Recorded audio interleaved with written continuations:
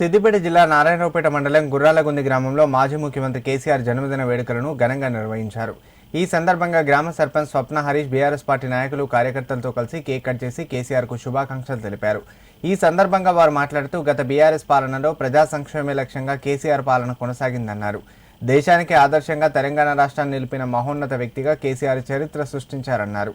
ఇలాంటి పుట్టినరోజు వేడుకలు కేసీఆర్ మరెన్నో జరుపుకోవాలని ఆకాంక్షించారు. తొలి ముఖ్యమంత్రి మన తెలంగాణ జాతిపిత కేసీఆర్ సార్ గారి జన్మదిన సందర్భంగా గుర్రాలగుంది గ్రామంలో ప్రత్యేక పూజలు నిర్వహించి కేక్ కట్ చేసి సంబరాలు చేసుకోవడం జరిగింది. ముఖ్యంగా తెలంగాణ ప్రజల ఆకాంక్షను కోరికను నెరవేర్చిన గనుడు ఇలా కేసీఆర్ గారి బర్త్డే సందర్భంగా రాష్ట్ర వ్యాప్తంగా చాలా సంబరాలు జరుపుకుంటున్నారు.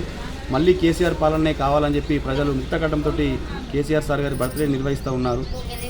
రైతుల కోసం కావచ్చు, పేద ప్రజల కోసం కావచ్చు, అన్ని వర్గాల బాగోగులు చూసిన ఏకైక సీఎం మన కేసీఆర్ సార్ గారు.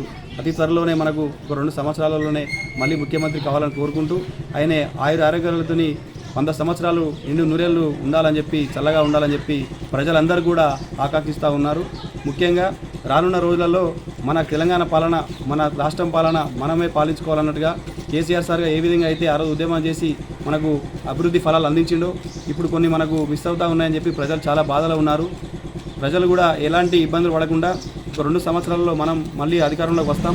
కేసీఆర్ సార్ గారు మనకు మళ్ళీ ముఖ్యమంత్రి అవుతారు కాబట్టి ప్రజలందరూ కూడా దానికోసం వేచి చూడాలని చెప్పి కోరుతా ఉన్నాం. పుట్టినరోజు సందర్భంగా కేక్ కట్ చేయడం జరిగింది. మా గుర్రాలగుంది గ్రామ సభ్యులు అందరు కలిసి కేక్ కట్ చేయడం జరిగింది. వార్డు నెంబర్, మా సర్పంచ్ గారు అందరు కలిసి అందరూ ఆయన జన్మజన్మ 100 పాటు ఆయన సుఖ సంతోషంగా ఉండాలని కోరుతూ సెలవు తీసుకుంటున్నాను.